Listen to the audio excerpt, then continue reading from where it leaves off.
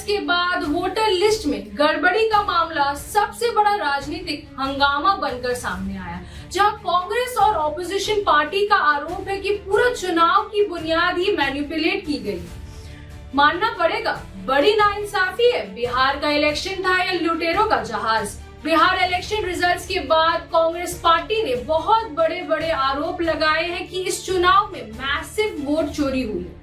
कांग्रेस का कहना है कि लगभग 69 लाख वोटर्स को वोटर लिस्ट से हटा दिया गया, जबकि 21 लाख नए वोटर्स को ऐड किया गया है जो एनडीए के पक्ष में।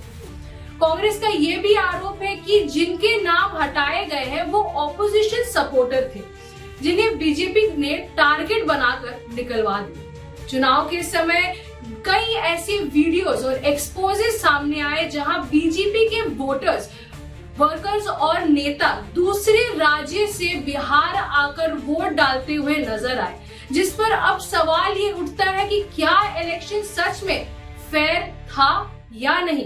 कांग्रेस का कहना है कि बीजेपी ने स्पेशल ट्रेन चलाकर लोगों को फ्री टिकट दिए, जिसकी वजह से वो बिहार जा सके और वहां जाकर वोट डाल सके, जो बिल्कुल फ्री और फेयर इलेक्शन के मूल सिद्धांतों के खिलाफ। बिहार जा रहे हो?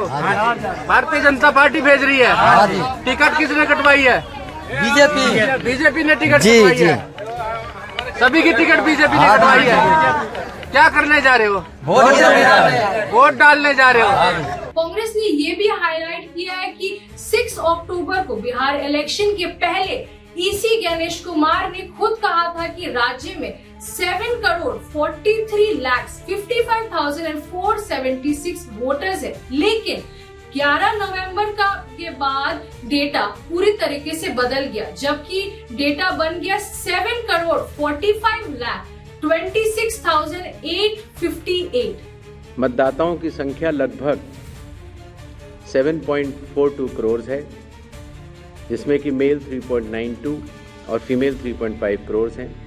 मतदाताओं की संख्या लगभग 7.42 करोड़ है।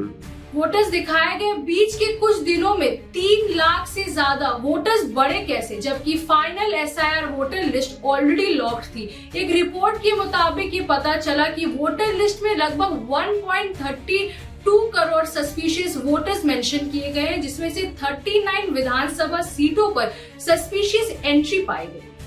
कांग्रेस का दावा है कि सिर्फ इन 39 सीट पर ही 3.76 लाख लोगों का नाम क्वेश्चनेबल था, जिसमें से 1.88 लाख लोगों का नाम डुप्लीकेट था, मतलब एक ही व्यक्ति का नाम लिस्ट में दो जगह है।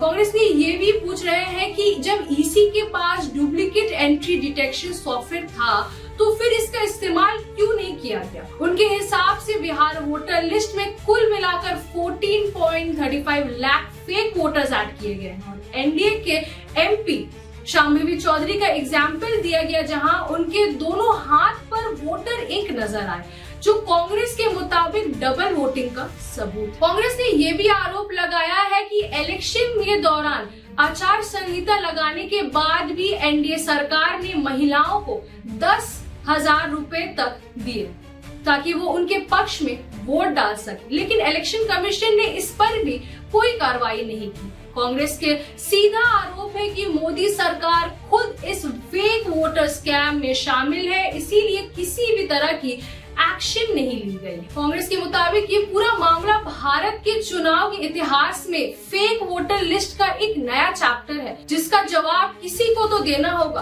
क्योंकि जब वोटर लिस्ट ही क्वेश्चनेबल हो तो इलेक्शन फेयर कैसे हुआ। आखिर में बिहार का ये चुनाव जनता की जीत कम और सरकारी मशीन के नंबर गेम की जीत ज्यादा लगती है।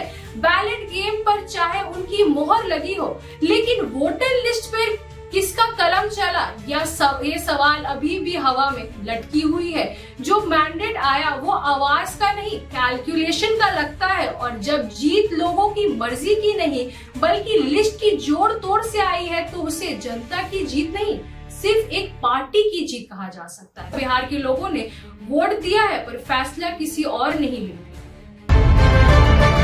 सुपर न्यूज़ 24 कोलकाता, हर कदम सच के साथ।